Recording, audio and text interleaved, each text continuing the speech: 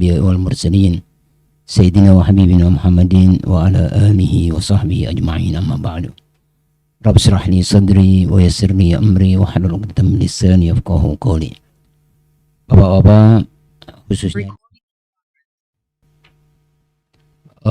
pembina yang langsung hadir adalah ketua pembina. Saya akan sekaligus mengenalkan ini Pak Ahmad Azhar selaku ketua pembina, lalu Bapak Musman adalah selaku pengawas, yang anggota pengawas, karena mungkin Pak Yai Daruji berhalangan mungkin ya, Pak Yai Daruji, dan ini juga Pak Rektor dengan Wakil Rektor ya, lalu direksi rumah sakit ini ya, Pak Erwin dengan Bu Aminah yang ada di belakang, dan semua nih, ini semua pejabat struktural serta pengurus yayasan Pak Yai.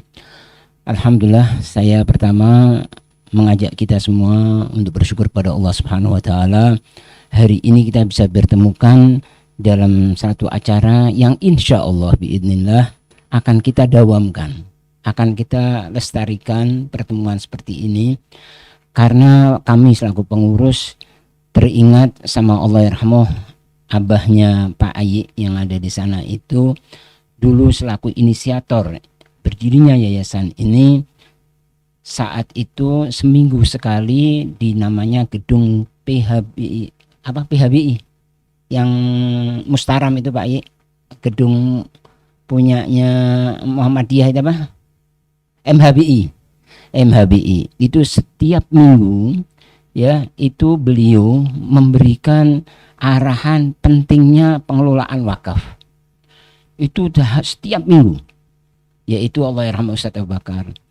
Nah, kami pengurus ini karena perkembangan di Yayasan pada Wakaf Sultan Agung yang spektakuler, saya katakan spektakuler, akhirnya pengurus ini merasa ada kekhawatiran kalau kami yang diberi amanah ini dalam mengelola wakaf ini melakukan penyimpangan atau kesalahan.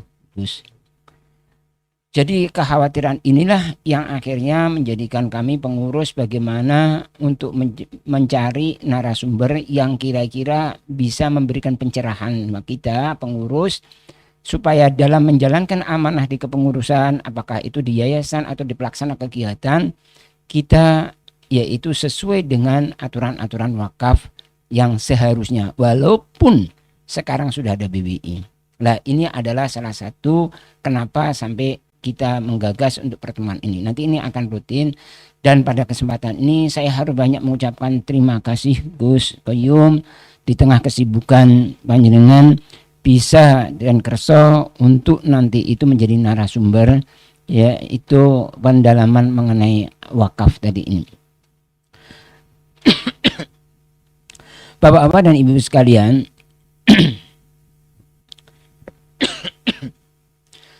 insya Allah sekali lagi acara ini akan rutin, dan nanti kita akan kami melalui Dewan Dakwah, Ketua Dakwah dan Wakaf akan menggali bagaimana yang lebih tepat dalam kajian ini.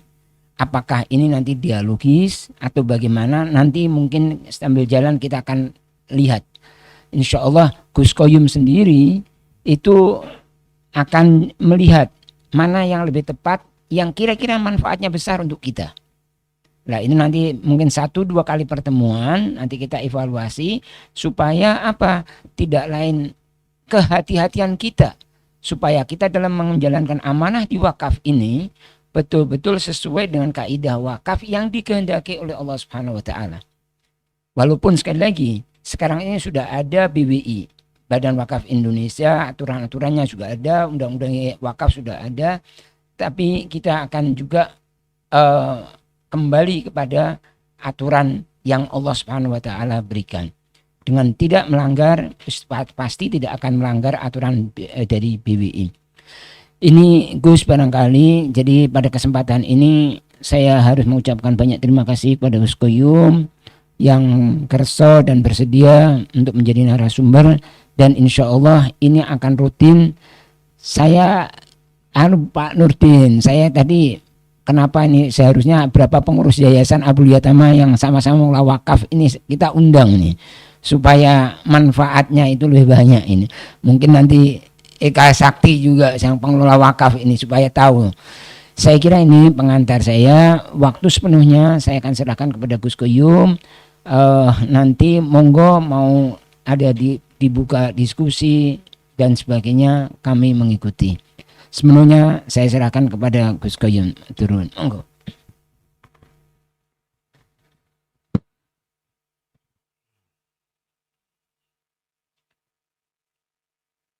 Assalamualaikum warahmatullahi wabarakatuh. Bismillah al-ghaniyil karim. Wassalatu wassalam ala sayyidina Muhammadin dhi qalbin salim wa ala alihi wa ashabihi ajma'in, amma ba'd. Yang kami hormati segenap keluarga besar Badan Wakaf Sultan Agung Semarang, Ketua Yayasan Bapak Hasan Toha, insya Allah kita diberikan barokah oleh Allah. Terkait dengan wakaf, pertama, kami akan menyampaikan wakaf dalam pandangan teologi dan psikologi Islam. Allah Subhanahu wa ta'ala di dalam Al-Quran itu disebut Ghani, Maha Kaya, itu 18 kali. Dari kata Ghani yang artinya kaya 20 kali. 20 kali kata Ghani yang artinya kaya, yang 18 kali itu sifat Allah, nama Allah. Nah, 18 kali itu ada sebutan Allah Ghaniyun anil alamin, kaya, tidak membutuhkan semesta alam. Ini mengisyaratkan, menteladani manusia yang mandiri. Kalau Allah memang kayanya mutlak, Ghaniyun anil alamin, maha kaya, tidak membutuhkan semesta alam. Manusia yang menteladani ini berakhlak kaya dan mandiri. Ini manusia yang di bawah Ghaniyun anil alamin. Kemudian manusia ada lagi yang di bawah sifat Allah, Al-Ghaniyul Hamid, maha kaya dan terpuji. Ialah mengisyaratkan akhlak manusia berakhlak kaya terpuji. Terpuji secara sosial, terpuji secara karakter, dan terpuji dengan amal-amal mabarrah, kemudian kontribusi terhadap agama, kontribusi terhadap lingkungan, kontribusi terhadap bangsa dan negara. Itu juga manusia yang di bawah asma Allah, Al-Ghaniyul Hamid, kaya terpuji. Jadi ada kaya tidak terpuji, yaitu kaya yang tidak pernah memberi faedah, tidak bisa memberi manfaat. Kemudian Allah disebut Ghaniyun ankum, Allah tidak butuh manusia. Nah, ini mengisyaratkan adalah manusia yang punya kemampuan, yang kaya dengan kemampuan, kaya dengan SDM, kaya dengan intelektual, yang tidak butuh intelektual orang lain karena dia lebih intelek. Tidak butuh sumber daya asing karena dia punya sumber daya yang cukup. Itu isarahnya ghaniyun ankum. Maka ada 3. Ghaniyun anil alamin mengisarakan manusia yang punya kemandirian. Al-ghaniyul hamid manusia yang kaya dan terpuji yakni produktif. Ghaniyun ankum manusia yang punya SDM tidak bergantung pada SDM orang lain. Itu ghaniyun ankum. Maka seorang ulama dari Damaskus yang masih hidup sampai sekarang, namanya doktor, namanya apa itu tafsir yang Nablusi, punya tafsir An-Nablusi, Doktor An-Nablusi, Rotib An-Nablusi, itu menjelaskan bahwa manusia yang hajatnya hanya kepada Allah itu ala, menjadi tinggi. Jadi dia hajatnya hanya kepada Allah. Saking cukupnya, saking kuatnya mentalnya, hajatnya hanya kepada Allah, itu ala. Dan kemudian manusia yang hanya mengandalkan hajat kepada manusia, itu zalla, rendah. Dan manusia yang diberi kecukupan tetapi sedikit hajat, cukup, kaya raya, tapi sedikit hajat, itu juga termasuk kaya. Seperti manusia yang kaya raya, tapi dia butuh. Ketika sakit gigi, dia butuh dokter gigi. Ketika sakit jantung, dia butuh dokter jantung. Ini dia kaya, tapi dalam hal-hal tertentu, dia tidak kaya. Masih membutuhkan orang lain. Kemudian orang yang punya banyak simpanan, itu juga kaya. Tetapi merasakan kayanya hati itu kalau semua dikaitkan kepada Allah Subhanahu wa ta'ala. Itu baru merasakan kaya. Nah, bagaimana orang bisa merasakan kaya yang berhubungan dengan Allah Subhanahu wa ta'ala? Maka di antara lembaga amal manusia adalah wakaf. Perlu saya sampaikan di sini bahwa dari sekian ulama ada yang tidak mau wakaf, yaitu Imam Abu Hanifah. Imam Abu Hanifah itu tidak mau wakaf. Beliau tidak mau wakaf. Maka sangat bisa ditebak kalau India sangat sedih. Karena India itu penganut mazhab Hanafi. Di sana Imam Abu Hanifah melarang wakaf. Hibah yang diperbolehkan apa? Hibah. Hibah atau sedekah biasa, tapi tidak wakaf, tapi hibah. Nah, atau sedekah biasa. Wakaf tidak diperbolehkan oleh Imam Abu Hanifah waktu itu.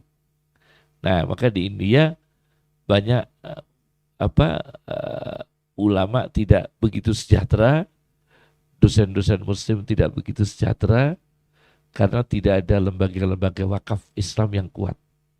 Jarang. Nah, itu karena pengaruh dari mazhab Hanafi itu. Entah kenapa ijtihad beliau, tapi murid-murid dari Hanafi itu banyak yang menyetujui wakaf. Kemudian wakaf itu yang menurut mazhab kita Imam Syafi'i suatu amal mendekatkan diri kepada Allah. Qurbah, mendekatkan diri kepada Allah diantaranya dengan amal wakaf. Jadi wakaf itu adalah taqarrub ilallah, mendekatkan diri kepada Allah dengan amal wakaf. Di antaranya adalah bentuk wakaf. Bagaimana? Pertama adalah wakaf dan capaian manusia pada level abror. Itu wakaf pertama yang saya bahas. Wakaf adalah membawa manusia untuk mencapai level abror, mencapai level manusia yang baik. Karena ketika ayat Al-Quran ayat 92 surat Ali Imran, lang tanalul birra hatta tunfiqu mimma tuhibbun, yaitu kalian tidak akan mencapai level albirra, orang yang baik, level baik, abror, orang yang baik, hatta tunfiqu mimma tuhibbun, sehingga kalian merelakan, ada kata merelakan menginfakkan sebagian aset yang kamu sukai. Jadi aset yang paling berharga kita berikan untuk perjuangan. Itu infak. Terminologi Al-Quran infak. Tapi dalam fikihnya adalah wakaf. Hatta tunfiqu mimma tuhibbun. Menyedekahkan yang kita sukai. Termasuk tanah kita, termasuk rumah kita, termasuk ini ada orang yang Babe Haikal Hasan pernah bicara tentang wakaf. Dia bercita-cita seandainya umat Islam ini punya wakaf kapal laut. Kapal. Karena kalau wakaf kapal itu punya produksi ikan. Setiap hari dapat ikan. Nah, orang Islam yang kaya raya wakaf kapal. Nanti hasil ikannya itu untuk hadarah peradaban Islam. Ada ide begitu, yaitu wakafnya itu tidak bentuk tanah, tidak bentuk rumah, tapi kapal. Malah dia Hasan Haikal mengatakan kalau bisa kapal tanker. Ada umat Islam yang berwakaf kapal tanker atau kapal ikan untuk hasilnya itu untuk keperluan perjuangan. Ini hatta tunfiqu bima tuhibbun. Ternyata ini pernah dilakukan oleh Abu Talhah. Abu Talhah itu punya perkebunan Bayruha. Perkebunan yang paling produktif waktu itu. Beliau menghadap Nabi SAW seraya mengatakan, aset kami perkebunan Bayruha lillahi ta'ala, untuk Allah Subhanahu wa ta'ala. Aku wakafkan. Kemudian wakaf umum. Nabi mengatakan wakaf tapi lebih spesifik. Wakafkan untuk saudara kalian. Jadi waktu itu keluarga Abu Talhah itu banyak yang miskin. Maka pertama wakaf umum, tapi di spesifik lebih khusus Nabi menekankan karena keluarga kamu Abu Talhah masih banyak yang tidak mampu, wakafkan perkebunan Bayruha itu wakaf untuk keluargamu, saudaramu, bani, family. Jadi boleh. Tidak, kalau zakat kan tidak boleh untuk anak kandung. Ya. Ini wakaf. Wakaf untuk lingkungan keluarganya. Itu kalau keluarganya tidak mampu. Atau wakaf untuk umat Islam. Seperti yang dilakukan oleh ratusan sahabat Nabi SAW. Wakaf untuk kepentingan agama. Jadi wakaf pertama adalah membawa manusia pada level al-abror. Itu yang pertama. Yang kedua, wakaf. Nah, itu yang jadi yang pertama pandangan wakaf. Yang kedua adalah wakaf dan efek lingkungan hidup. Wakaf dan efek lingkungan hidup dan ekonomi. Kita pernah dengar profesor yang masih hidup sampai sekarang, yaitu Profesor Dr. Ali Jum'ah, Syekh Ali Jum'ah. Kalau orang Mesir itu jim itu jadi G. Ali Gummah. Seperti Jamal Abdul Nasir jadinya Gamal. Jadi Arabnya Mesir itu dialeknya itu jim itu jadi apa? G. Ya, Ali Gummah, Ali Gummah.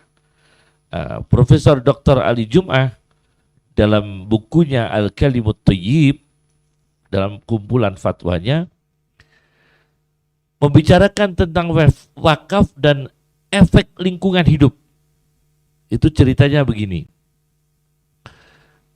Di Mesir itu kan terkenal dengan sampah. Mohon maaf ya, negara yang paling banyak sampah itu, mohon maaf ya, Mesir dan India. India itu juga terkenal dengan sampah. Saya pernah baca dalam satu kitab klasik kuno yang namanya Al-Hayawan karya Al-Jahid, ya, sastrawan Islam Al-Jahid itu tentang membicarakan sampah di India, membicarakan tentang sampah di India. Nah, Mesir juga negeri yang penuh sampah ya, banyak sampah, dan mandi di sana itu banyak yang tidak punya tempat mandi, sampai mandi itu dia mandi di luar, mandi tempat mandi umum. Nah, akhirnya ada seorang yang punya dana wakaf, namanya idarah wakfiyah, dana wakaf, itu membelikan sapu ya, sapu tukang sampah itu yang mencari sampah itu diberikan sapu semua. Ini wakaf, orang-orang kaya wakaf sapu, miknasah. Kemudian yang tukang sapu itu dibayar oleh orang-orang yang wakaf tadi, lembaga wakaf. Setelah itu sampah itu dijual pada tempat-tempat mandi umum yang ada penghangatnya. Jadi tempat mandi di Mesir itu waktu itu pakai penghangat. Dan sangat tradisional sekali, pembakaran penghangatnya itu pakai sampah. Ini ceritanya Syekh Ali Jum'ah. Untuk menghangatkan air itu pembakarnya itu pakai sampah. Nah, ini yang orang yang mencari sampah itu diberikan sapu semua. Diberikan sapu, begitu diberikan sapu dia dibayar. Semangat dia, hampir seluruh kota itu bersih dari sampah. Karena semangat. Dan sampahnya dijual. Dijual di tempat-tempat mandi umum untuk pembakaran sebagai alat bakar untuk menghangatkan air. Setelah itu, apa yang terjadi? Penduduk Mesir waktu itu, yang semula di tempat mandi itu seminggu 2 kali, itu bisa sehari 4 kali mandinya. Karena ongkos mandinya lebih murah. Ongkos mandinya lebih murah, karena bahan bakarnya dari sampah. Bahan bakarnya dari sampah, ongkos mandinya lebih murah. Yang masyarakatnya asalnya mandi itu seminggu 2 kali disebutkan oleh Dr. Ali Jum'ah fil usbu' marratain, akhirnya kulla yaum arba'a marrah, 1 hari bisa mandi 4 kali karena murah. Akhirnya di kota Mesir itu banyak bersih dari sampah. Ini dari berkat dari wakaf.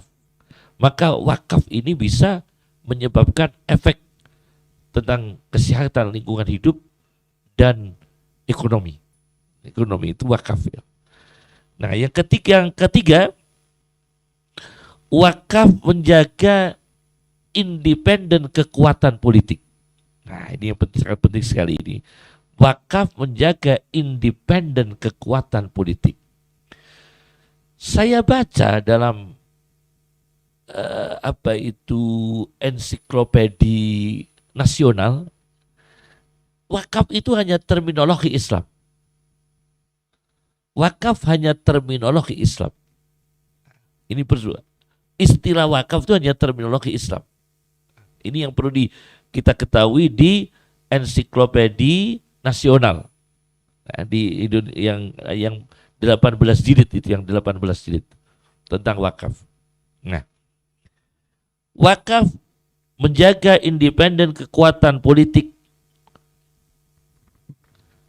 diceritakan oleh Dr. Ali Jum'ah dalam Fatwa Ali Jum'ah jilid 2 ini, di jilid 1. Di jilid 1 halaman 285 286. Suatu ketika konsul Perancis itu mendatangi negara-negara Daulah Utsmaniyah. Konsul Perancis mendatangi negara-negara Eropa, mendatangi wilayah Daulah Utsmaniyah yang asalnya wilayah mereka tapi sudah di tangan Utsmaniyah. Suatu ketika konsul Perancis ini mendatangi pertemuan ulama Daulah Utsmaniyah. Nah, akhirnya konsul Perancis ini pidato.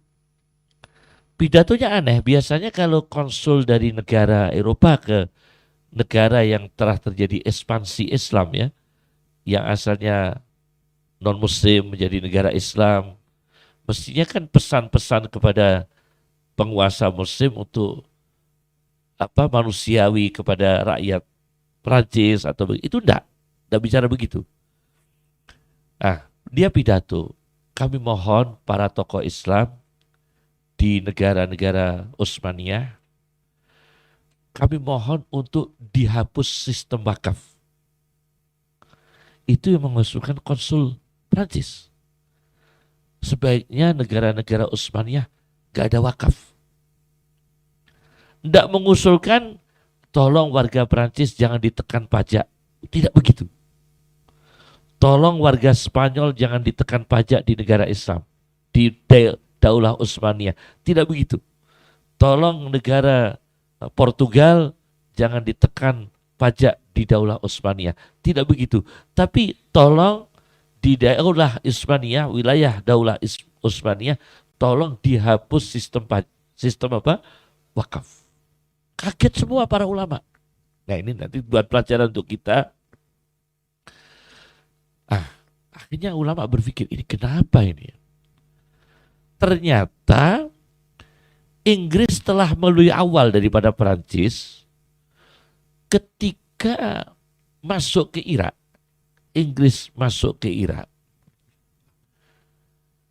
itu Inggris tidak bisa menang ketika ikhtilal pendudukan Inggris di Irak, karena ulama Irak itu semangat terus tidak berhenti untuk memberi semangat kepada rakyat Irak melawan imperialis Inggris. Kenapa ulama bisa semangat begitu? Karena ulama ini sejahtera. Kenapa sejahtera? Disejahterakan oleh badan wakaf. Jadi semua yang mengkampanyekan anti penjajahan itu para ulama yang sejahtera dari lembaga-lembaga wakaf. Maka Inggris berpikir, jangan sampai ada ulama yang menyeru melawan imperialis. Caranya gimana? Tidak usah diberi dana wakaf. Karena ulama ini bisa kesempatan, karena dia mandiri. Artinya mandiri sudah cukup secara ekonomi, sudah disejahterakan oleh wakaf. Wakaf untuk para ulama, wakaf untuk fakir miskin, wakaf untuk para asatid. Maka ulama-ulama Irak terus mengkampanyekan anti penjajahan Inggris, terus memimpin perjuangan saurah-saurah, revolusi itu dipimpin oleh ulama-ulama mereka, yang ulama-ulama mereka ini sejahtera karena wakaf. Nah, Inggris tahu. Nah, liciknya ini, setelah Inggris itu gagal, akhirnya Prancis membujuk sebagian ulama dari Daulah Utsmaniyah, dibujuk. Kalian diberi gaji dari wakaf itu berapa per bulan? lebih baik kalian tidak usah menerima wakaf, akan aku gaji berapa kali lipat. Dan pemerintahnya ini menyetujui. Jadi akhirnya wakaf ini diikut sertakan dengan pemerintah, sudah tidak independen lagi. Sementara pemerintah yang berkuasa waktu itu di belakangnya adalah imperialis. Jadi wakafnya tidak independen, tidak punya kekuatan, tidak punya otoritas, karena semua diserahkan pada negara, diserahkan pada pemerintah, dan pemerintah ini di belakangnya adalah Perancis. Nah, ulamanya mau digaji lebih tinggi daripada gaji dari wakaf. Misalnya dari wakaf itu 1 juta, sekarang kita gaji, Anda ulama, kita gaji 3 juta. Ulamanya menerima. Nah, begitu menerima, tidak tahu ulama ini jebakan. Nah, akhirnya ulama ini menyeru perjuangan anti Perancis, dilarang oleh Perancis. Saudara sudah tidak bisa lagi menyeru, karena yang menggaji saudara adalah kami. Kalian wakafnya dipegang oleh pemerintah, pemerintah kita pegang, dan kalian kita naikkan gajinya bukan dari wakaf. Nah, ini terjadi ini. Maka umat Islam harus hati-hati dengan wakaf, apalagi di di akhir zaman yang penuh dengan fitnah. Jangan sampai wakaf ini dengan efek dari politik ya, sampai aset-aset umat Islam ini akan hilang. Semoga Allah melindunginya. Ini penting sekali ini terkait. Jadi pernah ulama-ulama itu bisa menghadapi ikhtilal pendudukan negara-negara Eropa karena kekuatan ulama ini sejahtera bukan dari pemerintah, bukan dari rezim, bukan dari negara, tapi dari badan wakaf. Akhirnya berjuang untuk rakyat. Akhirnya berjuang untuk agama. Akhirnya berjuang untuk bangsa. Nah, ini pernah terjadi. Tapi begitu dibujuk, kalah. Ini dicatat oleh Dr. Adi Jum'ah. Yang keempat. Ini yang keempat ini. Nah, ini terkait hukum ya. Terkait hukum ini memang masalah khilafiyah. Wakaf tidak pakai uang tunai. Ini dalam Islam ya. Wakaf tidak pakai uang tunai, tapi berbentuk barang yang awet ya, bentuk barang yang awet. Jadi dikumpulkan dalam bentuk uang, baru dibelikan suatu barang, apa tanah atau rumah, baru itu bentuk wakaf. Jadi tidak langsung uang tunai itu diwakafkan. Ini yang ke berapa tadi? Keempat ya, keempat. Nah, ini saya baca dalam kitab Al-Fiqhul Islami wa Adillatuh karya Profesor Dr. Wahbah Az-Zuhaili di jilid 8 halaman 162. Kami sebutkan, kami bacakan redaksinya. Wa ma la yuntafa'u bihi illa bil itlaf, wa ma la yuntafa'u bihi illa bil itlaf. Sesuatu yang tidak bisa dimanfaatkan kecuali yang akhirnya habis, seperti uang tunai, itu kalau dipakai kan habis. Itlaf itu menghabiskan, ya, tidak awet. Misrud dananir wad darahim, seperti logam koin ya, koin dinar dan koin dirham, an-nuqud. Wa ma laysa bi khuliyin, bukan jenis perhiasan. Wal ma'kul, makanan. Wal mashrub, minuman. Wasyam'i, lilin. Wa ashbahihi, dan sejenisnya. La yasikhu waqfuhu, tidak sah untuk diwakafkan. Fi qawli amatil fuqaha, menurut sebagian besar para ahli hukum Islam. Jadi ahli hukum Islam melarang wakaf dengan uang tunai. Memang masalah uang itu sampai sekarang itu memang masalah yang serius. Karena Al-Quran itu tidak pernah merekomendasikan uang kertas. uang yang direkomendasikan oleh Islam itu uang logam emas dan logam perak. Dan negara-negara Islam ini, kalau Eropa punya euro, tapi oki belum punya uang. Mata uang oki itu sebetulnya kuat. Kita umat Islam punya OPEC ya. Umat Islam punya OPEC. Mereka punya euro. Tapi umat Islam belum mampu untuk mempunyai mata uang sendiri, yakni misalnya yang diprakasai oleh negara-negara Islam yang kuat, misalnya negara OPEC, itu belum punya. Dan itu masih menjadi cita-cita umat Islam. Apakah itu menghayal? Saya kira tidak menghayal itu. Tidak menghayal. Suatu saat akan terwujud ya. Insya Allah akan terwujud. Nah ini maka Dr. Wahbah Az-Zuhairi mengatakan jangan wakaf dengan mata uang, dengan uang, tapi dengan barang. Nah, apalagi sekarang ini kan kita diingatkan, bukan sekarang, sejak dulu diingatkan oleh Al-Quran, anna na'til ardo nangkusuha min atrofiha. Aku mengurangi bumi dari tepi-tepinya. Bumi dikurangi dari tepi-tepinya. Nah, ini mengisyaratkan apa? Tentu pandangan ahli geologi, pandangan ahli geografi, itu tentang mestinya tidak tinjauan ilmiahnya. Tapi tinjauan tauhidnya adalah umat Islam wilayahnya berkurang. Yang dulu wilayah Muslim tidak lagi menjadi wilayah Muslim. Yang dulu itu wakaf Islam, kemudian menjadi tidak Islam lagi. Karena banyak beberapa aset di ulama, yang dulu asetnya ulama sekarang menjadi gereja. Banyak sekali. Tetapi juga terbalik, di Eropa yang dulunya gereja sekarang menjadi masjid. Itu juga banyak sekali, tidak terhitung.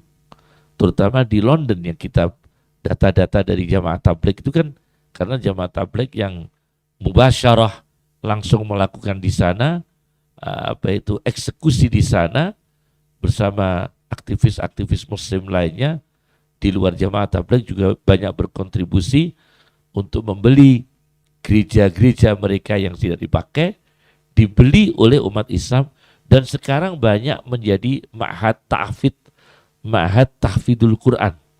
Itu kebanyakan di London.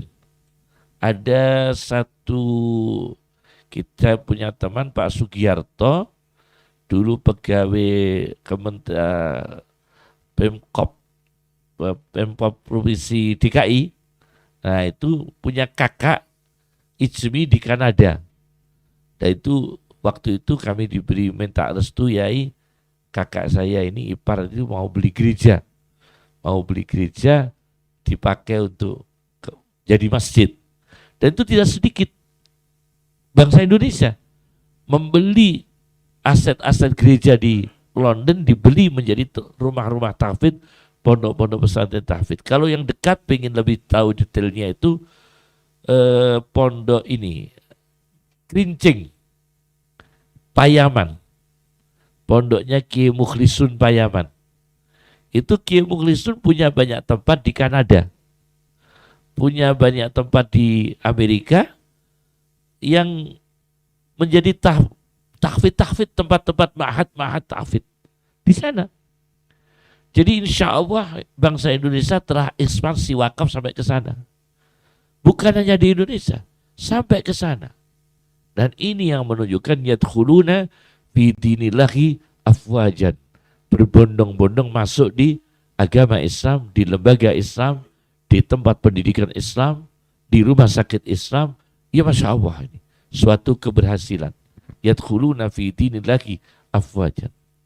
Nah, ini diantaranya umat Islam supaya hati-hati, tetap, karena fuqaha itu sudah mengalami pengalaman sekian ratus tahun, beratus-ratus tahun pengalaman ahli jurisprudensi Islam, para ahli fikih itu sangat pengalaman sekali kenapa sampai melarang wakaf dalam bentuk uang tunai. Itu pengalaman empirisnya bagaimana, pengalaman politiknya bagaimana, pengalaman ekonominya bagaimana, itu sangat detail sekali sampai para ulama tidak memperbolehkan wakaf dengan uang tunai. Yang kelima, wakaf muslim untuk kemajuan umat Islam. Dan seluruh wakaf muslim untuk kemajuan umat Islam, peradaban, ilmu pengetahuan, ekonomi dan sosial. Ini jadi begini. Ada seorang ahli hukum namanya Imam Syarbini. Maka orang Jawa diberi nama Sirbini. Sarbini. Itu sebetulnya tokoh ulama dengan nama lengkap Muhammad Khatib Asy-Syarbini.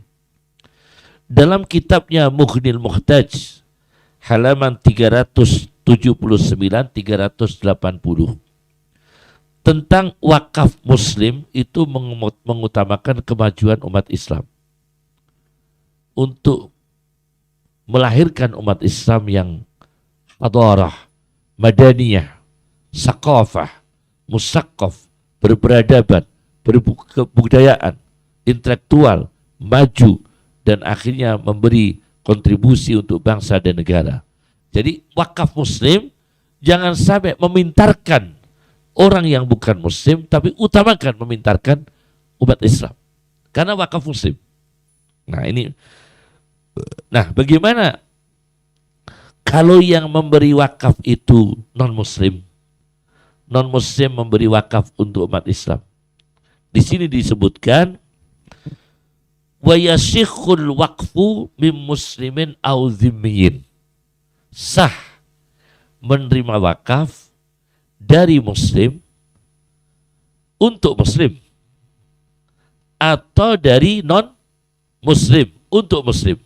Nah, jadi orang non-muslim memberi wakaf kepada umat Islam boleh, asal di sini walakin yushtaratu fi sihhatil waqfi alaih, dan disyaratkan umat Islam menerima wakaf dari non-muslim alla yadhara fihi qasdu ma'siyatin, kalau tidak ada indikasi tendensius, tidak ada intrik, tidak ada tendensius bertujuan maksiat, yakni bertujuan makar, bertujuan intervensi akidah umat Islam. Jadi sering sekali, ini banyak sekali, mohon maaf saya tidak menyebutkan lembaga-lembaga tertentu, ada lembaga-lembaga tahfidz dibiayai oleh mereka yang bukan kita, setelah diterima oleh biaya dana itu oleh lembaga tahfidz tersebut, akhirnya suatu saat budaya-budaya non-muslim masuk di situ. Masuk di situ. Karena menerima dana dari mereka. Jadi lembaga wakaf menerima dana, menerima sumbangan, menerima wakaf dari non-muslim. Setelah non-muslim ini wakafnya disalurkan kepada lembaga Islam, maka non-muslim ini titip pluralisme. Pluralisme yang nyerempet pada merusak akidah. Kalau pluralisme untuk toleransi, menjaga saling menghormati, kemanusiaan, kita tidak boleh mengganggu non-muslim, itu benar. Kita tidak boleh teror kepada mereka, benar. Kita tidak boleh ekstrim, kita tidak boleh radikal, benar itu, benar ya. Tapi ini tidak. Akhirnya anak-anak tahfidz ini, Masya Allah, kecil-kecil diajak di gereja. Ini kita tidak kita sebutkan nama. Ini lembaga wakaf. Lembaga wakaf Islam, tapi kebiasaan menerima dana-dana dari mereka. Nah, begitu terbiasa menerima, akhirnya tidak sadar dia ada intervensi usulan-usulan terkait dengan akidah, maka anak-anak kecil diajak ke gereja. Anak-anak kecil umat Islam. Nah, ini contohnya. Maka saya tekankan di sini wakaf muslim untuk kemajuan umat Islam, peradaban, ilmu pengetahuan, ekonomi dan sosial. Nah, Kemudian ditegaskan lagi oleh Muhammad Asy-Syirbini, kalau orang Islam wakaf ya, untuk apalagi yang lebih tragis lagi, umat Islam wakaf untuk membangun gereja. Nah, ini lebih tragis lagi. Dia tidak wakaf membangun masjidnya, malah wakaf untuk membangun gereja. Ini sangat aneh ini ya. Nah, ini aneh umat Islam. Nah, ini contohnya lagi adalah wakafnya umat Islam ya, untuk apa? Muta'abbadatil kuffar, untuk tempat peribadahan non-muslim. Nah, kemudian untuk politik, awis silah atau senjata liqutta'it tariq, untuk mereka para begal, para perampok negara. Nah, mewakafkan, memberi fasilitas pada mereka, ini juga tidak boleh. Ya. Maka umat Islam ini penting sekali tentang wakaf, untuk bagaimana umat Islam itu menjadi musaqqaf, berkebudayaan, kemudian mutamaddin, berperadaban, kemudian muallam, berilmu pengetahuan yang betul-betul syar'i ya, betul-betul syar'i. Karena banyak umat Islam yang maju, Masya Allah, sangat disayangkan sekali kalau umat Islam tidak memajukan umat Islamnya sendiri. Tidak memajukan umat Islamnya sendiri. Yang keenam sekarang, karena wakaf Islam untuk lembaga Islam harus menjaga aset-aset wakaf. Menjaga aset-aset wakaf Islam dari perkara-perkara yang berlawanan dengan nilai-nilai Islam. Karena wakafnya untuk Islam. Wakafnya untuk lembaga Islam. Maka kelangsungan lembaga wakaf ini, baik itu dalam bidang ekonominya, pendidikannya, kemudian kesehatannya, rumah sakit, harus menjauhkan diri dari perkara-perkara yang berlawanan dengan nilai-nilai Islam. Contohnya ini ya. Karena wakaf Islam itu harus nilai-nilai Islami. Nilai-nilai Islami.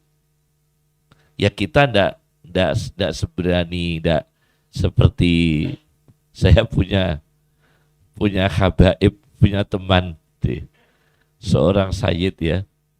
Seorang sayyid itu kecelakaan.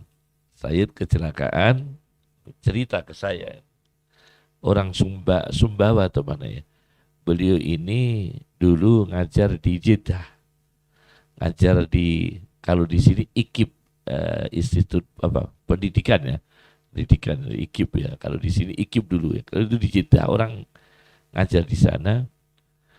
Dia Habib itu cerita ke saya, keluarganya pernah kecelakaan di rumah sakit non-Islam. Rumah sakit non-Islam, di situ ada ada gambarnya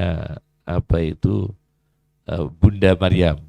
Bunda Maryam ini, tapi kita janganlah melakukan seperti itu ya. Kemudian diturunkan dia kecelakaan di situ. Padahal dia dirawat di situ, kok sempet-sempetnya ya Sayyid ini ya, sempet-sempetnya Sayyid ini menurunkan foto, bukan foto ya, gambar. Kalau foto kan belum ada ya, saya ralat. Gambar Bunda Maryam diturunkan. Akhirnya ditegur oleh pihak rumah sakit. Kata dia, ini kalau masih hidup, saya mau menikahinya. Kata Sayyid itu. Karena saya dengan ini orang sepupu. Saya sepupu. Maryam ini adalah keturunan Ishak, Bani Israel. Sedangkan saya keturunan Ismail. Saya habaib keturunan Ismail. Dan Ismail dengan Ishak ini sepupu, kakak beradik ya. Kakak beradik. Jadi kalau seandainya Bunda Maryam ini hidup, justru saya mau menikahinya. Ini kata, itu keadaan dioperasi tuh. Keadaan dioperasi masih bisa bicara begitu. Nah ini cerita ini ya. Terus cerita ke saya. Ini kalau kita nggak mau melakukan. Nah paling tidak kita ini lembaga-lembaga wakaf Islam harus punya nilai-nilai Islam. Nah oleh karena itu kami mohon untuk diri kami sendiri dan seluruh para yang berkhidmah. Kita niati berkhidmah ya untuk lembaga-lembaga wakaf Islam itu menjaga dari hal-hal yang tidak bernilai Islam. Contohnya liberal, itu tidak boleh. Tidak boleh di lembaga wakaf Islam. Itu dilarang keras. Tidak boleh liberal. Kemudian permisif, ibahiyah, apa-apa boleh. Hidup bebas, udah boleh itu. Kemudian sekulerisme. Sekulerisme yang sampai mencederai akidah. Sekulerisme yang sampai mencederai akidah. Tidak boleh kita wakaf Islam. Kita nanti berdosa dengan agama kita sendiri, juga berkhianat dengan wakifin, para sesepuh-sesepuh, para orang-orang yang telah mewakafkan untuk kita. Tidak boleh. Karena ini wakaf Islam. Maka yang ke-6 ini kami tekankan, wakaf Islam harus dijaga dari nilai-nilai yang berlawanan dengan nilai, dari perkara-perkara yang berlawanan dengan nilai-nilai Islam. Al-qiyamul al-islamiyah, nilai-nilai Islam. Termasuk liberal, termasuk permisif, kemudian sekulerisme. Nah ini tidak boleh itu sebetulnya mewarnai di lembaga-lembaga kita ini. Jadi kalau kita lembaga Islam ya khas Islam. Karena lembaga wakafnya Islam. Jangan dicampuri dengan perkara-perkara yang tidak dibenarkan oleh Islam. Atau dibenarkan oleh sebagian orang Islam yang ini mengambil hukum yang lemah. Tapi tidak mengambil hukum yang disiplin. Kan ada ulama yang disiplin, ada ulama yang toleran, nggak begitu disiplin dengan agamanya sendiri. Maaf ya, ada ulama memang begitu, tidak begitu disiplin. Tapi kalau Mbah Hasyim Asy'ari itu disiplin. Saya cerita ini ya, Mbah Hasyim Asy'ari terkait wakaf ini ya. Mbah Hasyim Asy'ari itu punya kitab. Saya pernah mengajar ke anak saya pribadi, satu anak saya kecil saya ajari kitab itu, karya Mbah Hasyim Asy'ari, karya penting sekali, meluruskan kemungkaran Maulid Nabi.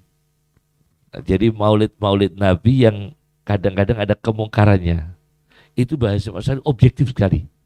Jadi beliau itu Maulid mau, tapi kalau memang itu caranya mungkar, beliau menolak. Tidak sesuai dengan sunnah, menolak beliau.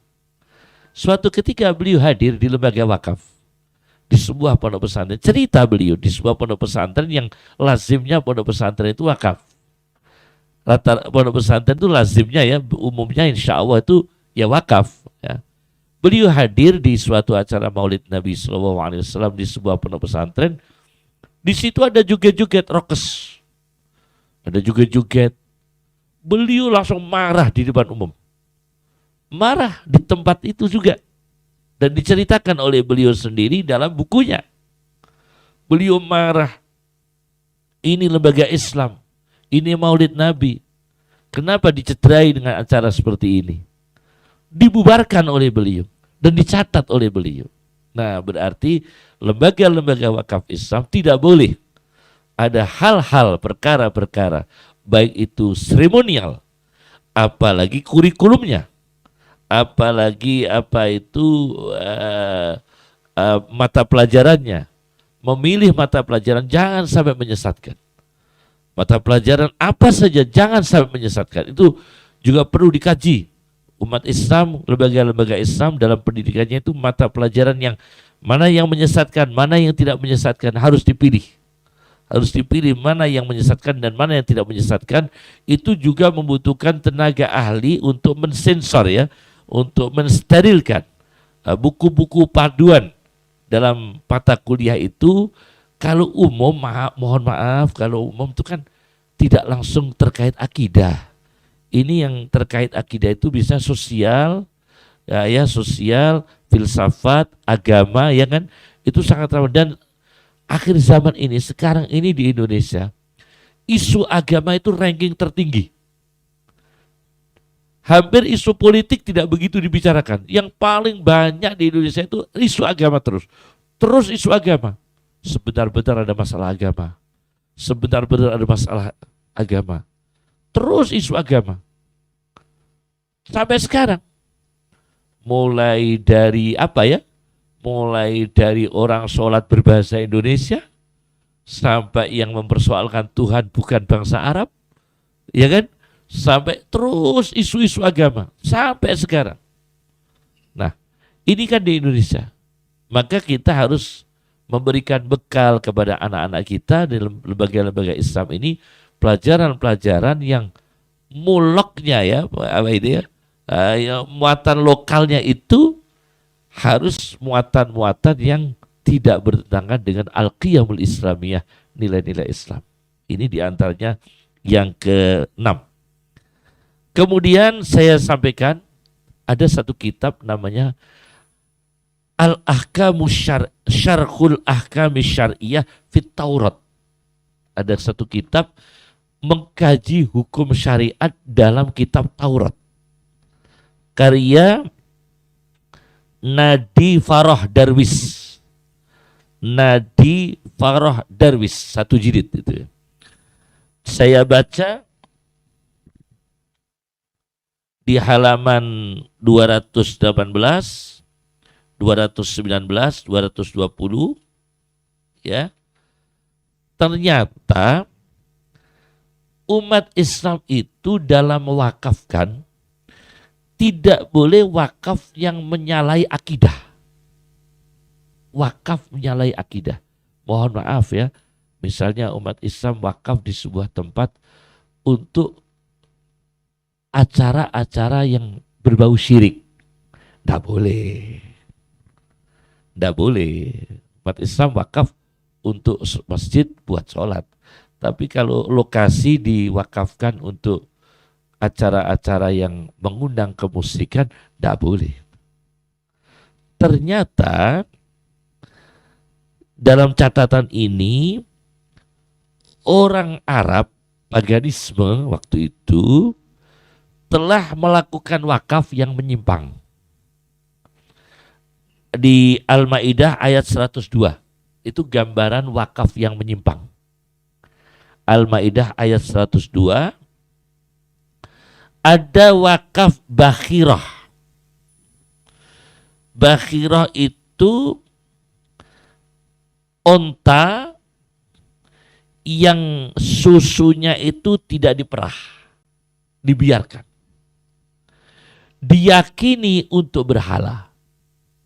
Nah, ini kaum agamisme. Jadi onta itu dibiarkan, diwakafkan. Susunya untuk berhala. Nah, ini wakaf yang digambarkan oleh Al-Quran, wakaf sesat. Namanya bakhirah. Jadi onta itu onta betina penuh dengan susu, susunya dibiarkan, tidak dikeluarkan, dibiarkan, alasannya ini untuk berhala. Kemudian wakaf yang menyalahi akidah, saibah. Saibah ini onta yang dilepaskan, diwakafkan untuk berhala. Jadi dilepaskan hilang. Yusayyibunaha. Mereka melepaskan, sengaja menghilangkan onta itu dengan niat diwakafkan untuk berhala. Itu namanya saibah. Kemudian wasilah. Wasilah ini adalah ada wasilah, kemudian karena ya domba atau onta, ada kham ya. Jadi saya baca lagi tentang apa itu kham, wasilah dan ham ya. Kalau wasilah adalah domba, apabila melahirkan anak betina yang kedua, jadi anak betina yang pertama, kemudian lahir lagi anak betina, onta ini kemudian diwakafkan untuk berhala. Itu terjadi. Jadi onta betina melahirkan anak betina, anak kedua betina lagi, maka induknya ini diwakafkan. Karena melahirkan anak betina 2 kali berturut-turut, maka induknya ini diwakafkan untuk berhala. Ini wakaf yang sesat, nggak pernah terjadi ya. Kemudian kham. Kham ini adalah onta jantan setelah terjadi perkawinan diberi bulu burung merak. Jadi onta jantan setelah terjadi perkawinan dengan onta betina diberi bulu burung merak. Bulunya burung merak dipasang di onta jantan itu dan dilepaskan, diwakafkan untuk berhala. Inilah gambaran-gambaran wakaf-wakaf yang memang menyalahi akidah. Maka dalam kesempatan yang berkah ini insya Allah kami pesan kepada kita semua, jadi wakaf itu karena wakaf Islam bersumber dari niat yang sesuai Islam, ditasarrufkan dalam pembelanjaan, dalam tasarruf yang sesuai Islam, kemudian juga menjaga al-qiyamul islamiyah, nilai-nilai Islam. Inilah yang bisa saya sampaikan untuk sementara waktu, dan tentunya mohon maaf kalau kami boleh matur kalau kajian itu terfokus wakaf itu apa ndaknya itu istilahnya ya, karena Al-Quran pernah bicara begini, Al-Quran lan nasbiru ala ta'amin wahid, kita tidak sabar dengan makanan satu macam. Jadi artinya kajiannya itu bergonta-ganti. Jadi hajatnya wakaf lembaga Islam, mungkin kajian suatu saat kita kaji tentang makna halal haram, kemudian kita kaji tentang pengelolaan uang dalam pandangan Islam, mungkin kita kaji lagi bagaimana kriteria mubadzir dalam Islam. Ini kan penting sekali ya, karena mengelola wakaf bagaimana kriteria mubadzir, pemborosan, kriteria pemborosan dalam pandangan Islam. Nah ini juga penting sekali saya kira, Yun ngapunten Pak Habibullah. Jadi karena ini mengelola wakaf yang besar, amat sangat penting sekali ada batasan-batasan. Kita harus tahu bagaimana makna mubazir, pemborosan itu dalam pandangan Islam, supaya kita mengelola wakaf ini tidak menyalahi rambu-rambu mubazir ya dalam pandangan Islam. Nah ini jadi persoalannya sangat luas. Jadi apakah cara mengelola uang dalam pandangan Islam, kemudian mubazir dalam pandangan Islam, kemudian siapa saja yang berhak merasakan wakaf dalam pandangan Islam. Jadi luas sekali ya. Jadi insya Allah, dan itu memang buku-buku spesifik yang membahas tentang itu kami belum menemukan, karena yang saya temukan ini terkait jurisprudensinya, hukum. Nah kalau hukum ini kita nanti hukum terus, padahal kalau hukum terus tuh ada beberapa poin yang kita belum membutuhkan, ada beberapa poin yang kita sudah membutuhkan. Nah, tapi kalau tema itu kita rancang sendiri, bagaimana tentang pemborosan mengelola wakaf dalam pandangan Islam. Nah, ini lebih sesuai hajat kita. Maksud saya begitu ya. Maksud saya begitu. Ya, itu yang bisa saya sampaikan. Insya Allah begitu. Mohon maaf ya. Cukup dari kami. Assalamualaikum warahmatullahi wabarakatuh. Warahmatullahi wabarakatuh. Terima kasih sekali Gus Qayyum, Masya Allah, kajian yang luar biasa. Saya kira manfaatnya untuk saya pribadi itu luar biasa. Dan saya yakin untuk siapa saja yang hadir akan merasakan manfaatnya. Saya tidak akan mengulangi, dan yang terakhir saja akan saya tekankan. Saya kira saya sepakat Gus, tidak hanya melulu nanti efek daripada itu misalnya jadi halal haram, lalu bagaimana pemborosan kita. Kami sekarang ini kadang kalau sudah bicara pemborosan atau pemanfaatan ini miris. Misalnya kita itu butuh alat yang cukup dengan ini, kita kepinginnya harus yang lebih misalnya. Lah apakah itu termasuk pemborosan? Misalnya sekarang ini sudah era new normal dikatakan, membutuhkan gedung kuliah lagi. Apakah gedung kuliah itu masih memang dibutuhkan? Nah ini nanti akan masuk pemborosan dan sebagainya. Mungkin pada saat itu perlu ada kajian. Saya kira insya Allah kita sepakat. Selamat datang Pak Prof Gun ini baru lihat, dan Pak Cuk nih baru lihat. Saya akan memberikan kesempatan kepada Bapak-bapak 3 penanya pertama. Nanti karena ini hari Jumat, saya akan akhiri jam 11.15 menit. Karena hari Jumat kita biasa masuk lebih awal ke masjid. Monggo Kak, adanya. Monggo. Pak Musman dulu ya. Pak Musman, lalu nanti Prof Gun, siapa lagi, satu lagi mungkin siapa ya, Pak Mas Hadi. Betul ya, Mas Hadi ya? Ya, monggo Pak Musman langsung ji. Ada mic.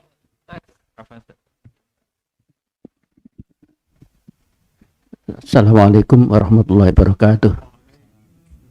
Yang kami hormati Gus Qayyum, alhamdulillah saya telah berguru lama lewat TV dan sebagainya. Terutama kemarin masalah MUI, atau dijelaskan pentingnya ulama dengan pemerintah. Ada 5 macam kemarin itu. Sehingga pengurus MUI ya mantep dengan sebab ada yang mengatakan jadah ulama. MUI itu kelamin apa? Dengan penjelasan Gus Qayyum. Dan lagi juga saya bisa mengikuti di Antv tiap malam sekitar jam 3. Saya bersyukur karena kebetulan saya termasuk pengurus BWI, Badan Wakaf Indonesia, dan ternyata memang dalam undang-undang perwakafan dan peraturan wakaf di Indonesia itu wakaf itu ada 3 macam. Satu yang tidak bergerak berupa tanah, yang bergerak seperti tadi logam, terus kendaraan, seperti hak cipta dan sebagainya. Terus ada wakaf uang. Dan wakaf uang juga sudah berjalan di Indonesia dengan LKS, Lembaga Keuangan Syariah, dengan pejabatnya nanti di bank. Dan itu juga saya praktekkan. Ini jadi yang penting justru sekarang ini Pak, problemnya kami hadapi justru terbentur dengan hukum positif. Banyak bapak sesepuh kita wakaf yang penting kan harus ikhlas, tapi tidak diproses dengan sertifikat wakaf, harus ada ikrar wakaf di BPIW. Nanti kebanyakan orang-orang tua kita tidak, dan akhirnya anak cucunya karena merasa butuh uang akhirnya dituntut, dan akhirnya wakafnya jadi hilang. Ini sekarang ini masih banyak problem yang kami hadapi itu.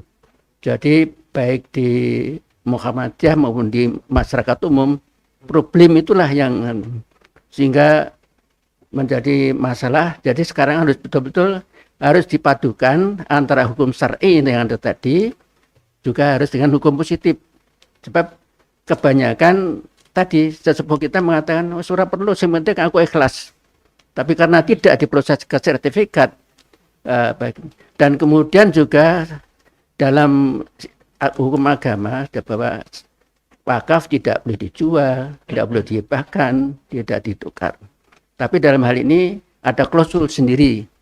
Selama tanah itu untuk kepentingan RUTR, rencana umum tata ruang, dan untuk kepentingan agama yang mendesak, itu bisa. Dengan catatan harus keputusan menteri. Keputusan menteri dengan catatan rekomendasinya dari Pemda, dari MUI, dari Kemenak, dari Nadir. Pokoknya Pak Hasan punya tanah wakaf yang kebetulan kurang berfungsi, tapi bisa ditukar yang lebih berfungsi. Itu boleh asal keputusan menteri dengan rekomendasi Bupati, MUI, Kemenak, dan Nadirnya sendiri. Nadirnya banyak Pak Ni, baru nanti diizinkan menteri. Itu problem yang sering kami hadapi yang ini Pak dengan hukum positif. Jadi kalau tadi yang jelas itu memang saya mantap, artinya ke sana sebagai pegangan kita untuk ini. Terima kasih. Assalamualaikum warahmatullahi wabarakatuh.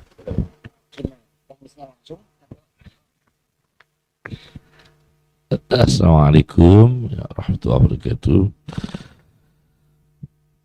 Pertama adalah kami menyampaikan tentang idaroh. Idaroh itu namanya ya termasuk manajemen ya. Termasuk idaroh adalah birokrasinya. Birokrasi dalam wakaf.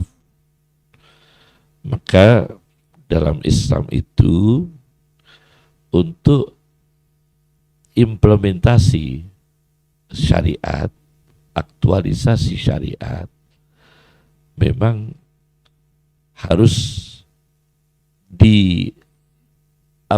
dilegalkan ya. Bukan syariat ini membutuhkan, bukan. Tapi supaya mudah itu item-item syariat itu diberi kemudahan apabila direkomendasikan oleh hukumah. Hukumah dalam hal ini pemerintah.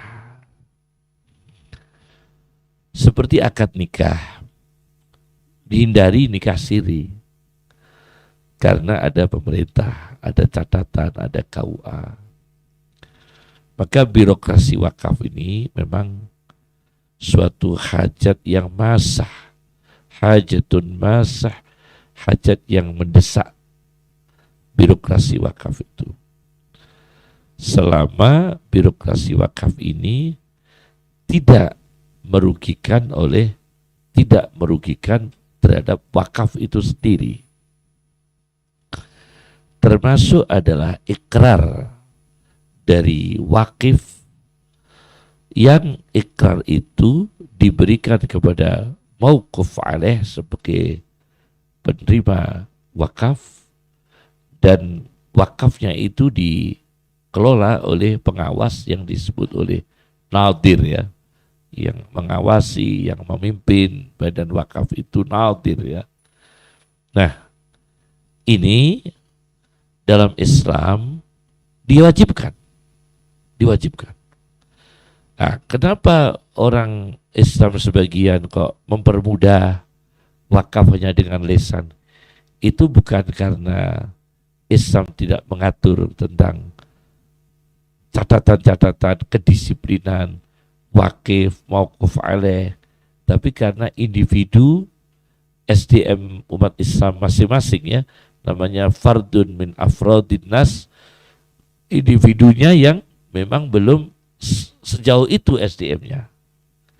Nah, ini penting sekali. Maka betul dengan mengatakan banyak aset Islam yang hilang. Bahkan laporan yang saya terima dari beberapa ormas Islam itu asetnya yang hilang juga tidak sedikit, Pak Hasan. Tidak sedikit ormas-ormas Islam yang asetnya hilang itu tidak sedikit. Saya dapat laporan banyak sekali, prihatin sekali. Jadi umat Islam wakaf tidak diurus dengan baik, akhirnya hilang. Diberikan pada ormas Islam, tidak sedikit yang kita dengar. Dan bernilai mungkin bisa triliunan, ratusan miliar di mana-mana. Kami pernah dilapuri itu, Masya Allah ya. Nah, ini penting sekali terkait itu.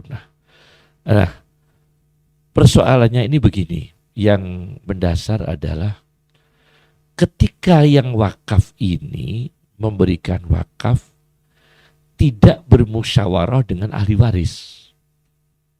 Nah ini penerima wakaf harus hati-hati. Mauquf alaih sebagai lembaga penerima wakaf, Sultan Agung ketika menerima wakaf dari seseorang itu harus tahu ahli warisnya. Dan ahli waris ini banyak yang awam. Nah ini yang kadang-kadang kita menerima wakaf tidak objektif. Karena Rasul telah membatasi sepertiga dari kepemilikan orang yang punya harta, punya aset, itu wakafnya itu jangan sampai melebihi dari sepertiga kepemilikan. Kalau punya ahli waris. Karena nanti kalau mereka ini semangat ke wakaf tanpa memperhatikan masa depan ahli waris, itu juga menjadi masalah sosial nanti. Jadi Rasul pernah ada sahabat mau wakaf, anaknya cuma satu. Mau wakaf seluruh hartanya, dilarang oleh Nabi. Jangan. Mau wakaf separuh hartanya, jangan. Paling banyak as-sulus was-sulusu katsir. Sepertiga itu sudah banyak. Maka kita sebagai penerima wakaf harus tahu bagaimana ahli warisnya itu. Jadi seperti kita jual beli, itu ada tanda tangan dari keluar ahli waris yang punya sertifikat untuk kita balik nama. Maka wakaf pun kalau bisa kita tahu bagaimana keridhaan ahli waris tersebut. Ini hukum positif itu memang tidak bisa kita hindari karena kita hidup di suatu negara itu positif. Nah, banyak ulama yang khilafiyah seperti tentang wakaf uang itu saya mengatakan tadi sebagian besar para ahli hukum Islam, yakni ada sebagian yang memperbolehkan. Nah, itu logikanya kan begitu. Ada sebagian yang memperbolehkan. Nah, sebagian yang memperbolehkan ini ijtihadnya yang dipakai oleh sebagian negara termasuk di sebagian wilayah Indonesia. Ini jadi itu yang saya sampaikan.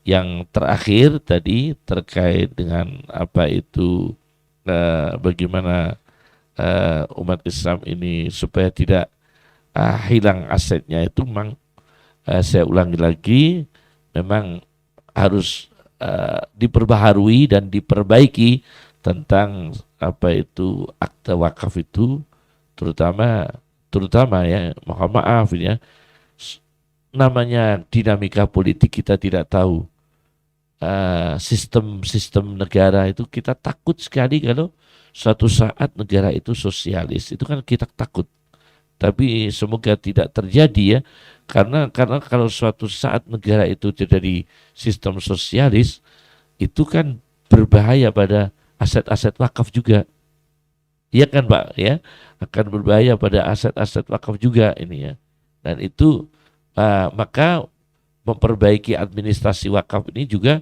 harus diperbaiki tapi insya Allah tidak terjadi di Indonesia tapi kita harus hati-hati karena kalau sosialis kan diperjuangkan menjadi milik negara ya kan menjadi milik negara nah itu istirakiyah namanya istirakiyah nah ini kita takutnya seperti itu nah tapi insya Allah tidak terjadi oleh karena itu untuk administrasi wakaf itu mengamankan fil hal wal mustaqbal aman di hari ini dan aman di kemudian hari. Cukup ya.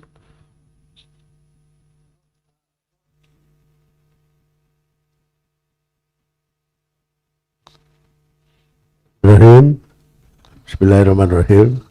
Assalamualaikum warahmatullahi wabarakatuh. Yang saya hormati Gus Koyo, pembina yayasan dan ketua umum pengurus yayasan beserta jajarannya dan rektor serta wakil rektor. Saya tertarik ini ya lembaga wakaf yang di Perancis itu, di mana pengabdi wakaf itu dipaksa oleh pemerintah dengan cara meningkatkan gajinya 3 kali ya. sehingga dia tidak boleh menentang pemerintah Prancis ya. Gambaran itu kalau Indonesia mau sosialis itu ya walaupun moga-moga enggak, tapi kecenderungan ke sana itu sudah mulai ya. Jadi pemerintah ini kerjasama kemitraan, utangnya paling besar juga termasuk dengan Tiongkok komunis ya. Sehingga suatu pakar-pakar itu banyak yang prediksi Indonesia ke depan itu menjadi negara sosialis. Sehingga yang diperlukan sebenarnya pencegahan ya, supaya tumbuh masyarakat ulil albab yang kritis ya, kelompok kaum menengah yang kritis terhadap kecenderungan pemerintah yang berbasis pada religius Pancasila berubah pada sosialis ya. Itu salah satunya melalui menurut saya bagaimana kesejahteraan mereka yang mengabdi di lembaga wakaf, yang lembaga wakafnya kritis terhadap proses sosialisme di Indonesia. Jadi tadi menarik karena kalau di persepsi publik itu kan wakaf itu tidak boleh untuk kesejahteraan pegawai yang di wakaf itu ya. Tapi lembaga wakaf dan pegawainya mengabdi kepada kebesaran Islam. Sehingga soalan pemikiran bahwa dana wakaf bisa digunakan untuk kesejahteraan pegawai pengabdi wakaf itu mestinya ada kriterianya. Kalau pegawainya bagaimana, sehingga salah satu contoh kasus di Prancis itu kalau pegawainya didorong untuk kritis terhadap atau berjuang terhadap proses sosialisme Indonesia. Mohon tanggapan Gus Koyum. Terima kasih. Assalamualaikum warahmatullahi wabarakatuh. Waalaikumsalam. Kami jelaskan. Jadi kami tadi cerita tentang para ulama yang mendapatkan dalam istilah Arabnya itu rotib. Rotib itu kalau bahasa fikihnya sholat rawatib, qobliyah, ba'diyah. Tapi rotib dalam kamus bahasa Arab itu artinya gaji. Rotib itu gaji.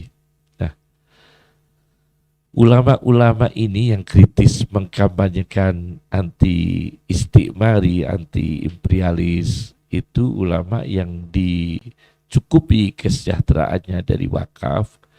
Mereka ini bukan pegawai lembaga wakaf.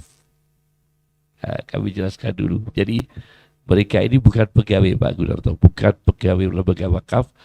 Tetapi ketika itu umat Islam bersemangat mewakafkan untuk para ulama yang kritis supaya memimpin revolusi-revolusi menghadapi imperialis.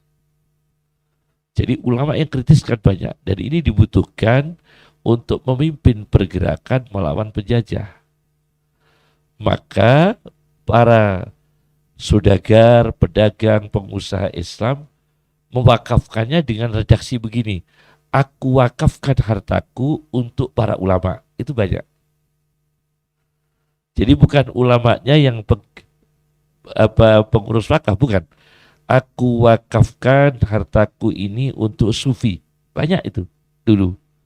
Aku wakafkan asetku ini untuk sufiah. Aku wakafkan wakafku ini untuk pencari ilmu yang miskin, yang tidak mampu membayar kos. Maka di Mekah istilahnya rubat. Kalau kita pergi haji, rubat kan banyak, rubat ini. Rubat itu adalah rumah yang diwakafkan untuk anak-anak yang mencari ilmu sebetulnya, yang tidak mampu membayar kos. Maka orang-orang kaya sana wakaf rumah. Tapi praktiknya sekarang malah dipakai oleh TKI. Bukan mencari ilmu, tapi TKI malah kalau nggak punya uang, tempatnya dirubat, padahal itu untuk mencari ilmu. Sebetulnya ini wakaf juga. dan mereka bukan pegawai wakaf. Jadi ini bukan ulamanya yang pegawai wakaf disejahterakan dari wakaf, bukan. Tapi ulama ini yang memang wakafnya itu para muhsinin, orang yang beramal baik, mewakafkan hartanya untuk para ulama. Ada yang untuk masjid lain, ada yang untuk jamiah, perguruan tinggi lain, ada yang untuk mustashfa, itu rumah sakit, medikal, itu lain lagi. Kemudian ada lagi untuk wakaf ulama fuqaha. Ya untuk para fuqaha. Wakaf untuk para ulama khufadul Quran, menghafal Al-Quran. Ada itu. Nah, ini bukan mereka pegawai. Bukan. Nah, terkait yang bagaimana apa yang perlu kita siapkan apabila suatu saat akan terjadi apa yang tidak kita harapkan, yaitu sosialis berubah suatu negara.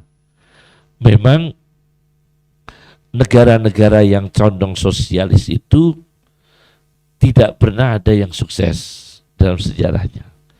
Kalau sukses, mereka harus melanggar HAM dengan pemaksaan, dengan karakter zombie yang membunuh, jinayah, kriminal dan sebagainya. Termasuk melanggar peri kemanusiaan, pasti itu melanggar humanisme, melanggar insania, itu harus dilakukan oleh negara-negara yang memaksakan diri pakai sistem sosialis. Jadi seperti Cina itu sendiri yang sampai sekarang tinggal berapa ya negara-negara itu yang pakai sosialis, dan di sana tentunya Masya Allah ya, karena juga banyak pelanggaran HAM, tentunya banyak pelanggaran HAM di sana. Nah, bagaimana hubungannya dengan negara debitor ya? Negara yang memang debitor ini yang sangat berbahaya kan, karena dalam satu buku tentang negara-negara debitor itu, pada akhirnya negara debitor itu terjajah. Memang negara debitor itu negara yang terjajah, sulit, bahkan lebih terjajah daripada pendudukan.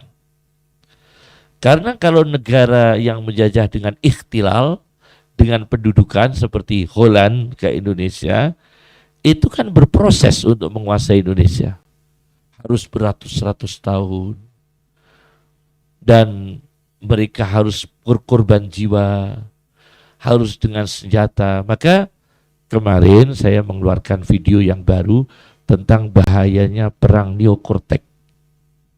Ada yang video saya yang baru tentang iya Pak Bejoyo, sudah saya keluarkan ya, sudah keluar tentang bahaya perang neokortek. Jadi perang neokortek itu tidak pakai senjata. Negara menjajah negara tidak pakai senjata, tapi pakai apa? Meminjami uang, pakai mencuci otak, pakai penetrasi ideologi. Jadi ideologinya yang dirusak.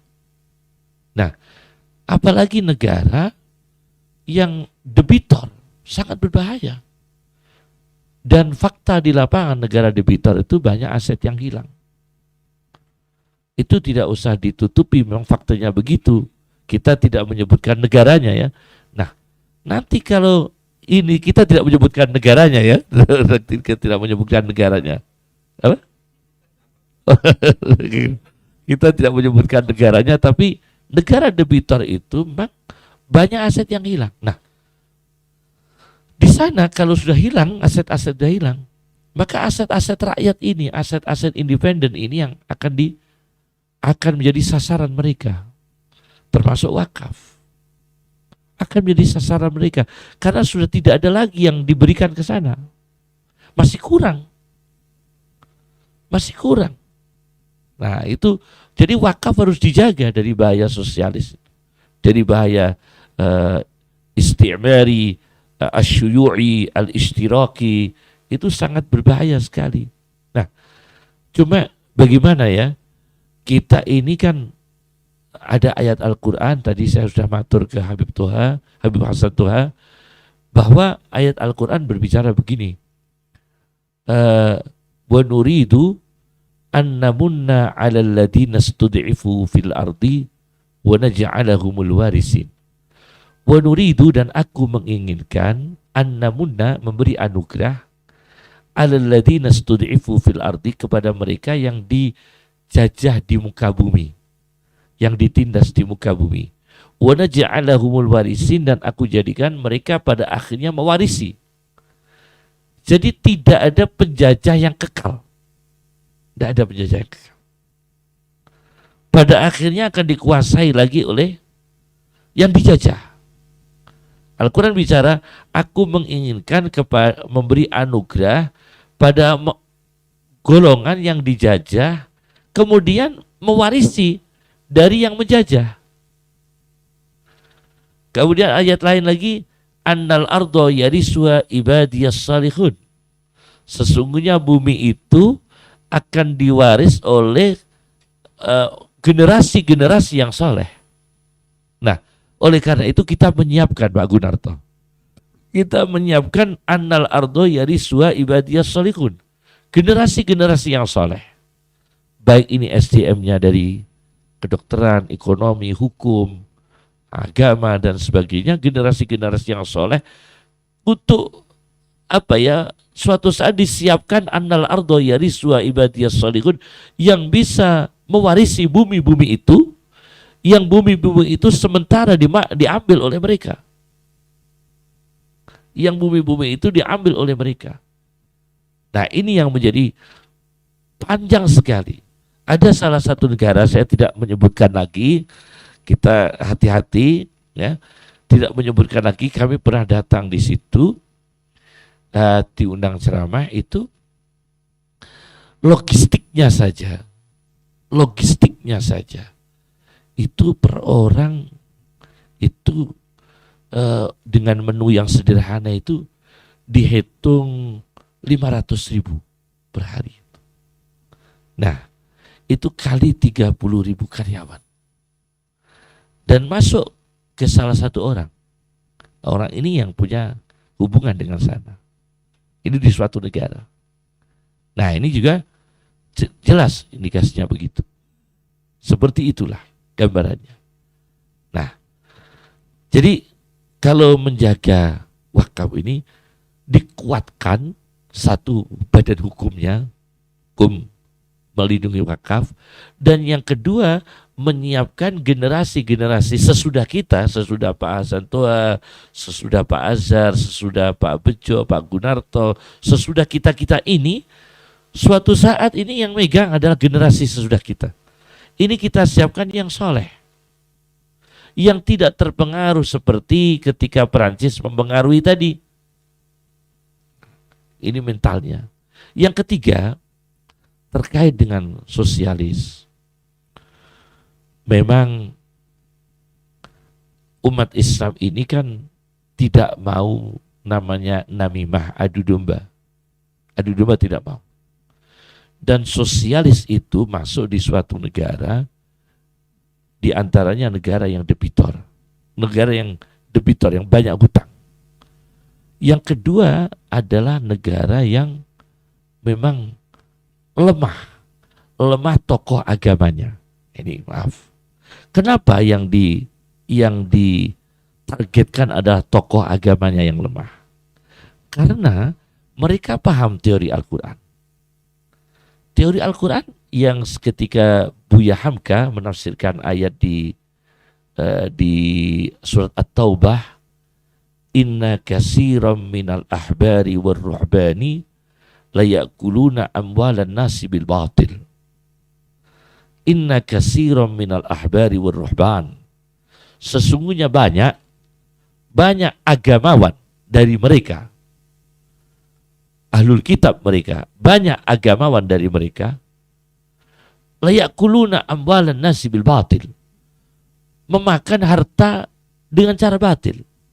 Nah, ini kalau termenular pada ulama kita umat Islam, ikut-ikutan la ya'kuluna amwalan nasi bil batil, ulama kita ikut makan dengan cara batil, kita akan mengalami keterpurukan mereka, juga akan dialami oleh umat Islam.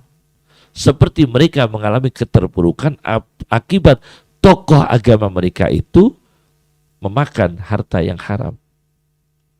Nah ini masalahnya. Jadi kembali ke mental lagi, Pak Guru. Kembali ke mental lagi. Nah, secara teknis itu memang ada dua kekuatan. Satu kekuatan yang bersifat kelembagaan, yaitu politik, ya, kekuatan yang bersifat kelembagaan yaitu politik. Yang kedua adalah kekuatan sosial, yaitu keumatan. Kalau kelembagaan secara politik sudah tidak bisa diharapkan, paling tidak menyiapkan kekuatan keumatan. Kekuatan sosial. Nah, dalam sejarahnya, kekuatan keumatan itu juga kuat. Karena kekuatan yang terlembaga itu ketika di Indonesia itu lahir setelah sekian lama terjajah. Baru 1912 ya. 11 atau 12 Muhammadiyah. 12 baru muncul. Baru 1926 NU baru muncul. Tapi setelah sekian lama umat Islam melakukan perlawanan terhadap penjajahan. Nah, ketika itu bukan kekuatan lembaga, tapi kekuatan keumatan. Tidak ada organisasi. Maka kalau Coro Jawa ini nyagerno, orang politik tidak bisa memperjuangkan negaranya sendiri, tidak bisa memperjuangkan umat Islam, ya kekuatan keumatan inilah yang harus ditingkatkan. Kekuatan keumatan ini. Nah, itu yang saya harapkan. Begitu.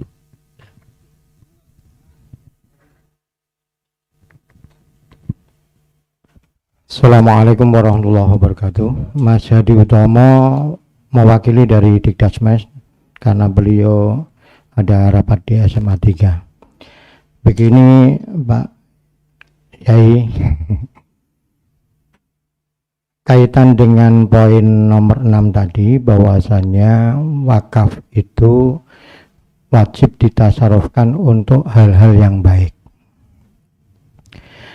Pertanyaannya begini, kita ini punya wakaf tanah, karena saat wakaf itu terjadi mungkin mauquf alaih maupun nazirnya belum, atau termasuk yayasannya belum sehebat saat ini, dan juga SDM-nya juga sebelum saat itu belum secerdas saat ini, sehingga tanah wakaf itu akhirnya terbengkalai dan ditempati penduduk. Nah, pertanyaannya, di antara yang menempati itu ada memang yang pekerja seksual, ya, yang menempati itu, dan rumah-rumah itu konon sudah bersertifikat. Kebetulan saya dulu pernah diamanai kepala sekolah di sana 2 periode, yaitu di Bidas Kebon. Pertanyaannya, apakah kita yang duduk di mauquf alih maupun di nazir sekarang ini ikut menanggung dosa? Yang kedua, adakah jalan yang terbaik? Misalkan rumah itu dibebaskan untuk kita beli kembali, kita ambil kembali, alih kembali, karena kami yakin wakif yang mewakafkan tanah dulu sangat tidak ridho ketika tanah-tanah diwakafkan itu tidak membawa manfaat untuk umat. Itu saja Pak Yai, terima kasih. Assalamualaikum warahmatullahi wabarakatuh. Alhamdulillah. Ada ilustrasi cerita ya, cerita ini tentang keluarga kami sendiri. Jadi kata ayah saya itu, kakek saya namanya Mbah Khalil. Mbah Khalil itu bapaknya bapak saya. Bapak saya Mansur, sahabatnya Habib Toha. Berpuluh-puluh tahun bapak saya bersahabat dengan Habib Toha. Dan sampai akhir hayat bersahabat terus. dengan apa itu Tamimi Cirebon juga sahabat, dengan Nabhan, dengan toko AS Solo juga sahabat.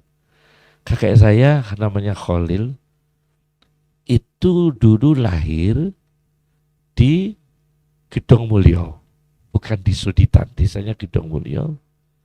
Entah bagaimana kita tidak tahu, tempat lahirnya kakek saya itu, kata sebagian orang, sekarang dipakai SMP Katolik Hamengputro. Itu tempat lahirnya kakek saya. Karena keluarga waktu itu tidak rapi ya, tidak rapi soal sertifikat, tidak rapi soal administrasi. Jadi sampai hilang, sampai akhirnya jatuh di mereka. Itu kabarnya begitu.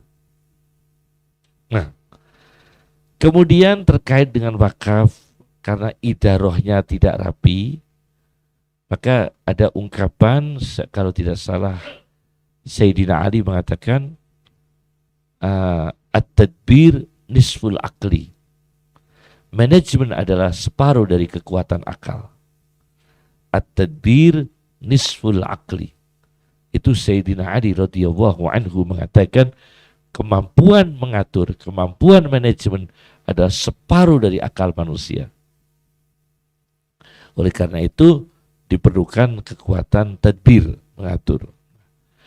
Terkait wakif yang mengatakan untuk mabarot, untuk kebaikan, kemudian mauquf alaih sudah berusaha untuk apa? Untuk bagaimana mengelola barang wakaf ini ditasarufkan di jalan yang baik. Tapi di tengah jalan mengalami hal yang tidak diinginkan. Nah, yang tidak diinginkan ini ada dua. Bisa saja tentang keteledoran nautir. Keteledoran itu ada dua lagi. Keteledoran yang disengaja atau keteledoran yang memang kelemahan yang SDM-nya. Itu natural ya. Jadi salahnya itu salah, keteledorannya itu natural. Memang orang ketika itu ya baru segitu kemampuannya. Tidak berpikir nanti akan terjadi apa-apa. Nah, akhirnya barang wakaf ini terjadilah gosop, namanya ghosbul mauquf, merampas hak merampas barang wakaf dari yang berhak, dari yang semestinya diambil alih oleh mereka yang bukan yang berhak dan bukan semestinya. Seperti tadi dipakai oleh tempat maksiat. Nah, ini namanya ghosab, namanya ghosbul mauquf, menggosop barang wakaf. Nah, ini ghosab. Al-Quran bicara ketika zaman Khadir alaihi salam, tentang Nabi Khidir ya, yang berjalan di atas kapal, bersama Nabi Musa. Wa kana wara'ahum malikun ya'khudhu kulla safinatin ghasbah. Bahwa ketika itu sudah ada raja, kalau sekarang semacam Somalia, yang suka merampas kapal. Ya'khudhu kulla safinatin ghasbah, merampas kapal ya dengan cara paksaan. Nah, ini merampas barang wakaf. Nah, perampasan ini yang kadang-kadang itu keteledoran yang sengaja. Contoh keteledoran yang sengaja, pengurus wakaf mau disewa oleh mereka yang punya indikasi tidak baik ketika menggunakan sewa itu. Ini dosa. Pengurus wakafnya dosa karena dia tahu ini orang pengusaha karaoke. Pengusaha karaoke. Kemudian menyewakan wakaf dengan alasan wakaf produktif, disewakan di tempat karaoke itu. Nah, dia tahu kalau nanti ini akan terjadi maksiat. Ini dosa. Wakifnya berdosa. Maka sebaiknya ketika sewa dari aset wakaf itu harus nadirnya yang dosa, ya bukan wakufnya, nadirnya yang dosa, betul. Nadirnya pengurusnya yang mengizinkan penyewaan itu dosa karena mengizinkan dan tahu dia indikasinya ini tempat maksiat. Apalagi ini dia malah mendapatkan fee, malah lebih dosa lagi. Lebih dosa lagi ya. Lebih dosa lagi itu. Nah, tapi sekarang ini kita harus hati-hati ketika menyewakan aset-aset wakaf produktif yang disewakan, harus ada kejelasan. Yang menyewa itu sebagai mustajir itu memakai untuk apa? Supaya aset wakaf Islam ini tidak dipakai oleh tempat maksiat. Jadi ada perjanjian resmi bermatre dari depan ya. Saya menyewa toko ya dari perkantoran masjid ini. Wakaf ini saya sewa untuk usaha ini. Harus ada, apabila nanti melanggar diberhentikan dan di pembatalan terjadi fasah, namanya fasul ijarah, pembatalan penyewaan. Itu harus ada kejelasan dari nadir. Nah, apabila tanpa sepengetahuan nadir tapi dengan cara gosok pemaksaan atau cara ancaman, intimidasi, atau dengan cara kekuatan birokrasi yang condong ke kiri, yakni ashabus simal ya, condong tempat-tempat maksiat. Nah, ini nadir tidak berdosa karena dengan di luar kemampuannya tidak berdosa. Nah, jadi kalau ada kesengajaan dari nadir atau dia tahu indikasinya kemudian melepaskan, tapi kalau natural memang sangat tidak pengalaman, ya bagaimana ya, karena ini yang menjadi masalah ini kan nadir ini tidak ada kehati-hatian. Maka dalam Al-Quran nadir itu harus khabir, fas'al bihi khabira, tanyalah pada khabir. Khabir itu orang yang berpengalaman. Nah, khubrah, orang yang berpengalaman mengelola wakaf, termasuk ke depan siapa yang menyewa ini kira-kira jadi tempat maksiat atau enggak, itu kan dipertimbangkan ya. Nah, bagaimana setelah dikuasai mereka, apa yang kita lakukan? Apakah kita berusaha untuk menghentikan mereka? Nah, itu tergantung sejauh mana kemampuan kita dan berapa energi yang kita keluarkan. Karena kalau kita punya wakaf ya, kemudian memperjuangkan sebagian lahan itu, dan lahan itu ketika kita perjuangkan juga menghabiskan energi yang besar, juga merugikan wakaf kita sendiri. Nah, maksud saya begitu. Jadi kalau wakaf yang sudah digosok itu, sudah digosok mereka, sudah dirampas mereka menjadi tempat yang tidak kita inginkan, kemudian kita memperjuangkan lagi, dengan kita tahu memastikan bahwa perjuangan ini juga membutuhkan energi finansial, pikiran, dana yang besar, yang dana yang besar ini juga membebani wakaf yang sementara masih ada. Wah, ini juga merugikan kita sendiri. Nah, lebih baik ya kita tunggu bagaimana Allah annal ardu yariswa ibadiyas sholihun, bumi itu akan diwariskan oleh Allah kepada kita kembali. Nah, ini kalau kita tidak mampu. Kalau kita mampu, kira-kira cukup, dan ada orang yang menjamin, sudah saya yang mengurus sampai berhasil. Nah, ada yang menghandle, ya itu baik.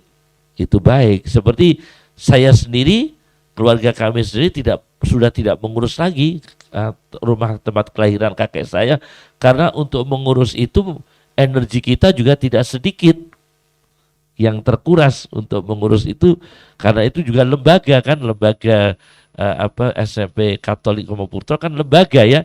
Jadi kita kalau mengurus itu berat sekali, maka kita ya tidak memberikan itu aksi ya, tidak memungkinkan aksi apa-apa. Ya, begitulah. Cukup kita.